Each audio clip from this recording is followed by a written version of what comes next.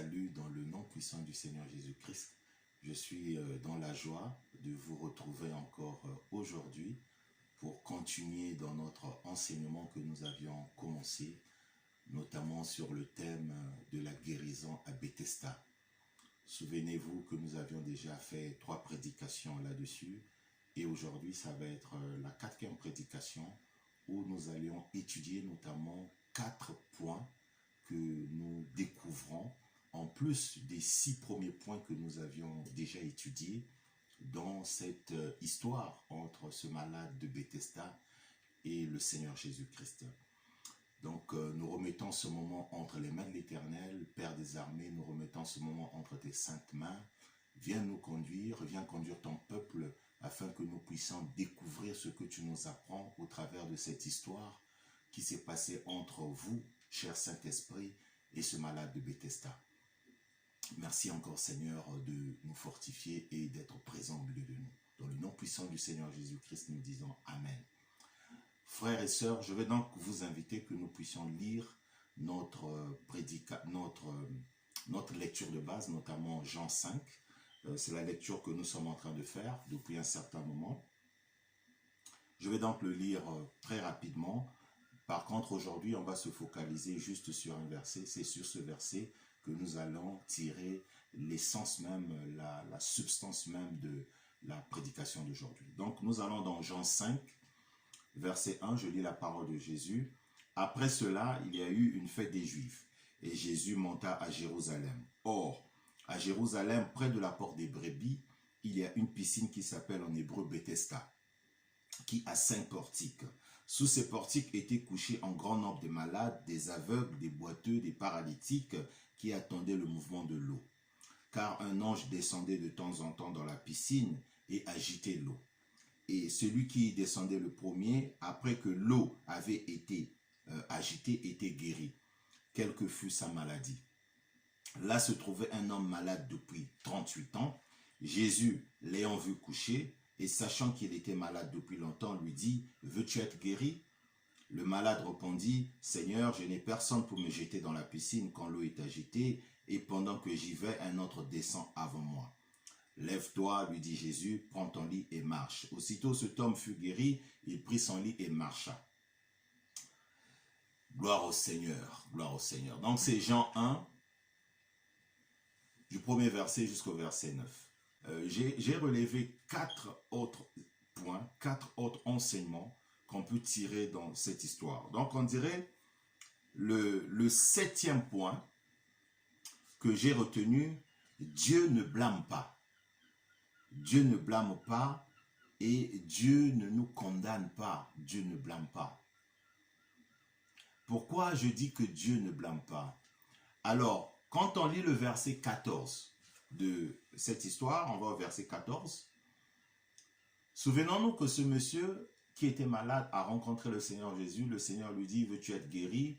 Il dit au Seigneur, je n'ai personne pour me jeter dans la piscine. Le Seigneur lui dit, lève-toi, va. Ça veut dire qu'il avait retrouvé sa santé. Il avait retrouvé la guérison. Et au verset 14, la parole de Dieu nous dit, depuis, Jésus le trouva dans le temple et lui dit, voici, tu as été guéri, ne pêche plus, de peur qu'il t'arrive quelque chose de pire. Dans d'autres versets, il est écrit, le Seigneur lui dit, va et ne pêche plus. Voyez-vous, pourquoi je dis que Dieu ne blâme pas? Quand Dieu a rencontré ce malade, ils se sont rencontrés dans le temple. Le Seigneur lui dit, voici, je te retrouve, tu es maintenant guéri, ne pêche plus. Le Seigneur n'a pas blâmé ce malade. Parce que souvenons-nous que la cause de la maladie de cette personne, c'était lié à un péché. Hein? Souvenez-vous que nous avions déjà parlé de ça. Cette maladie dont souffrait ce malade avait un lien avec le péché. Mais quand le Seigneur a rencontré cette personne, le Seigneur ne lui a pas dit souviens-toi de ce qui s'était passé, tu avais péché, tu étais malade, tu avais fait ceci. Voilà, le Seigneur ne l'a pas blâmé. Le Seigneur lui a simplement dit, ne pêche plus, va, ne pêche plus, de peur qu'il t'arrive quelque chose de pire. Donc je suis en train de parler à un frère et à une sœur C'est vrai que tu as traversé dans le passé ou tu traverses maintenant des situations difficiles liées à un péché qui t'a certainement conduit de vivre cette situation de maladie ou de vivre cette situation difficile que tu es en train de traverser. Mais le Seigneur ne te blâme pas. Le Seigneur ne te blâme pas. Le Seigneur te dit seulement, ne pêche plus. Va et ne pêche plus. Donc nous retenons comme 7e point, le Seigneur ne nous condamne pas. Le Seigneur ne nous blâme pas. Le Seigneur n'a pas passé son temps à culpabiliser ce malade. Donc mon frère, ma soeur, ne te culpabilise pas. Ce qui s'est passé, c'est une faute. Tu reconnais ta faute. Mais le Seigneur te donne une victoire aujourd'hui en te disant, va et ne pêche plus. Donc voilà le 7e point que nous avions retenu. Dieu ne nous blâme pas. Dieu ne nous condamne pas. Quand on lit le livre de Jean 8, verset 11, la parole de Dieu nous dit, elle répondit, non Seigneur, et Jésus lui dit, je ne te condamne pas non plus, et va, ne pêche plus. Vous vous souvenez de l'histoire de cette femme adultère? Cette femme qui avait commis l'adultère, donc elle avait commis ce péché d'adultère. Et les gens sont venus vers le Seigneur pour dire, Seigneur, voici cette dame, voici ce qu'elle a fait. Elle mérite une lapidation. Le Seigneur, pendant qu'il était en train d'écrire à même le sol, il lève le visage et dit, si parmi d'entre vous, celui qui n'a pas péché, n'a qu'à jeter la première pierre sur cette dame. Et Jésus a continué d'écrire à même le sol. Quand il a levé son visage, toutes ces personnes-là étaient parties. Et le Seigneur n'a pas blâmé cette dame. Et vous pouvez lire cette histoire dans le livre de Jean, chapitre 8, verset 11. Et le Seigneur lui a dit, va, ne pêche plus. Vous voyez, donc le Seigneur, très souvent, ne condamne pas. On n'encourage pas le péché, mais le Seigneur ne nous condamne pas. Le Seigneur ne nous blâme pas. Il nous dit, ne pêche plus. Donc, prends la résolution aujourd'hui, mon frère, de fuir le péché, de vivre dans la sanctification, et tout ceci va être un mauvais souvenir, va être un souvenir très lointain, ce péché qui t'a amené à vivre la situation que tu es en train de vivre. Et le livre de Romains 8, verset 1 nous dit, il n'y a donc maintenant aucune condamnation pour ceux qui sont en Jésus-Christ. Il n'y a plus aucune condamnation. Dieu n'a pas condamné cette dame adultère. Dieu n'a pas condamné ce malade de Bethesda. Il dit simplement, ne pêche plus. Va et ne pêche plus.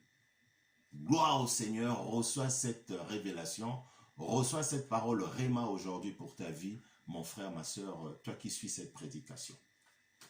Le 8e point que nous retenons, c'est de ne pas pratiquer le péché. De ne pas pratiquer le péché. Parce que quand le Seigneur dit « va et ne pêche plus », ça ne veut pas dire qu'on ne va plus pécher.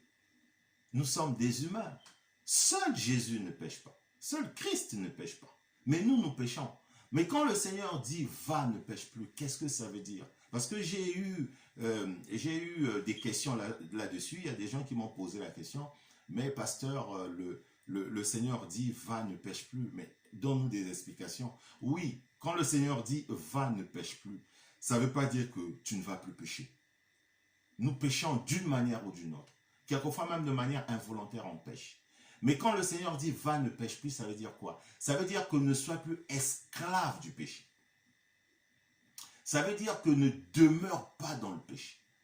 Parce que quand on pêche, on se repent. Et c'est ce que le Seigneur nous demande, de nous repentir. Mais de demeurer dans le péché, et ça, Dieu ne le permet pas et ne le veut pas. Donc voilà la différence. Quand le Seigneur dit « va, ne pêche plus », c'est un message en fait subliminal que le Seigneur nous envoie pour dire ne demeure pas dans le péché. Ne vis pas dans le péché. Ne sois pas esclave du péché. Parce qu'il y a des gens qui sont esclaves du péché. C'est-à-dire que, par exemple, s'il ne ment pas, il n'est pas à l'aise. C'est un exemple que je prends. Il y a des gens qui mentent tout le temps. Donc, ils sont devenus comme esclaves du mensonge. Donc, ils vivent dans le péché. Ils sont donc c'est-à-dire qu'ils ont du mal à se départir du péché. Donc, le Seigneur nous demande de ne pas pratiquer le péché. Dans certains versets, il est écrit de ne pas pratiquer le péché.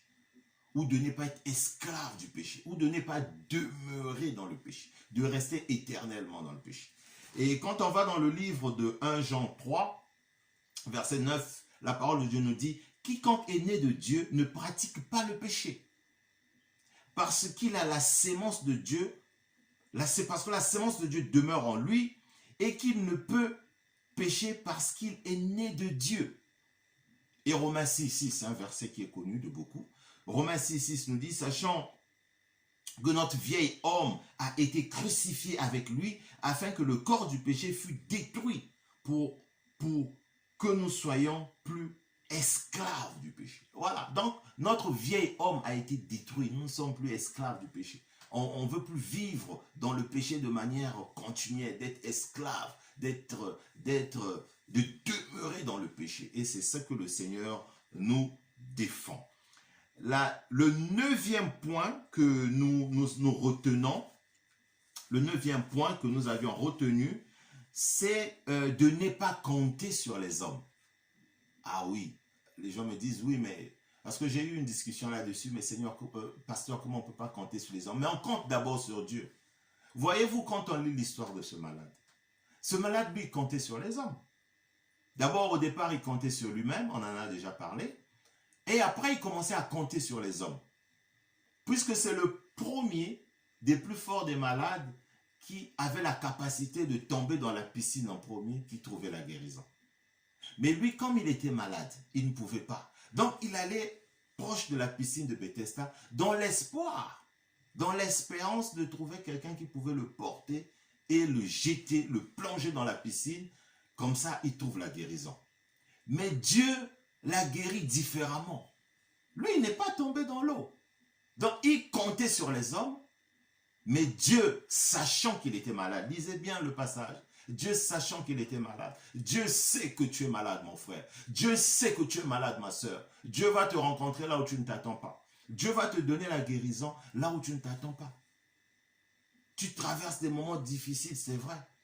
Mais le Seigneur va venir te donner la victoire là où tu ne t'attends même pas. Il peut même passer au travers de certaines personnes auxquelles toi tu ne t'attends pas. Il peut même passer au travers d'une autre situation, d'un autre événement pour te donner la victoire en face de cette situation que tu es en train de traverser. Donc le Seigneur, il est souverain. Il est multifonction, le Seigneur. Il est multipluriel. Il est multisystème. J'aime bien. Il y a un frère qui me disait, le Seigneur est multisystème. C'est vrai, il est multisystème. Tu l'attends à gauche, il apparaît à droite. Tu l'attends à droite, il apparaît au centre. Il est Dieu. Il est Jéhovah. Il est Jéhovah. Donc, quand on va dans le livre de Proverbes 6, verset 7, Proverbe 16, verset 7 nous dit, « Quand l'Éternel approuve les voies d'un homme, il dispose favorablement à son égard même ses ennemis. » Quand le Seigneur veut te guérir, le Seigneur veut te bénir, veut te sortir de cette situation trouble, il passera même au travers de tes ennemis pour te donner la victoire. Il est Dieu. Donc, ne comptons pas sur les hommes, comptons sur Dieu, fixons notre regard vers Dieu. Et c'est le roi David qui aimait beaucoup utiliser cette expression. Il tourne son regard vers le Seigneur, d'où lui viendra le secours. Le secours me viendra de l'Éternel, d'après le roi David, dans les livres des psaumes. Et quand on va dans le livre de Nombres, chapitre 23, verset 19, la parole de Dieu nous dit, « Dieu n'est pas un homme pour mentir, ni fils d'un homme pour se repentir. Quand il a dit, il le fera. Ne le fera-t-il pas? Ce qu'il a déclaré, ne l'exécutera-t-il pas? » Dieu, quand il a déclaré quelque chose, quand il a prononcé quelque chose, il le fait, il le réalise. Il est Dieu. Il est Dieu. Donc, focalisons notre regard vers le Seigneur. Et le 10e point que nous notons, que nous apprenons de cette histoire, c'est de se repentir. Parce que le Seigneur, au verset 14 de l'histoire que nous venons de lire, du livre de 1 Jean 5, de Jean 5, le Seigneur, au verset 14, lui dit, « Tu as été guéri, va, ne pêche plus. » C'est comme je le disais tout à l'heure à l'entame de cette prédication, de cette exhortation. Quand le Seigneur dit « va, ne pêche plus », ça veut dire « faut te repentir ». Parce que la sémence d'un enfant de Dieu, ça devient comme un peu de l'automatisme. C'est-à-dire que dès que tu te rends compte que tu as péché, tu te repens immédiatement. Tu n'as pas besoin qu'un pasteur, qu'un serviteur de Dieu te demande de te repentir. Enfant de Dieu, ça devrait être en toi. Dès que ta conscience te rappelle que tu as péché, tu te repens immédiatement. Tu te repens. Donc, se repentir est une recommandation de Dieu. Se repentir est une instruction de Dieu. Se repentir est une ligne de conduite que le Seigneur nous donne. Et quand on lit dans Matthieu 4, 17, la parole de Dieu nous dit, dès ce moment, Jésus commença à prêcher et à dire, repentez-vous car le royaume de Dieu est proche. Ce fut l'un des tout premiers messages, l'un des tout premiers enseignements du Seigneur Jésus-Christ, repentez-vous, repentez-vous, repentez-vous, repentez-vous, car le royaume de Dieu est proche. Donc on devrait se repentir très souvent et de manière instantanée. Et le livre de Luc 15, verset 17 nous dit, de même, je vous le dis, il y aura plus de joie dans le ciel pour un seul pécheur qui se repent que de 99 justes qui n'ont pas besoin de repentance. Donc le Seigneur nous rappelle qu'une seule personne qui se repent fait de la joie dans le ciel. Fait de la joie dans le ciel. Voilà donc les 4 points que nous avions retenus aujourd'hui. Donc Dieu ne nous condamne pas de ne pas demeurer dans le péché, de ne pas pratiquer le péché et de ne pas compter sur les hommes et le tout dernier, de se repentir. Ça fait au total 10 enseignements, au total 10 enseignements que nous avions découvert, que nous avions étudié, que le Seigneur nous a révélé au travers de l'histoire de ce malade de Bethesda.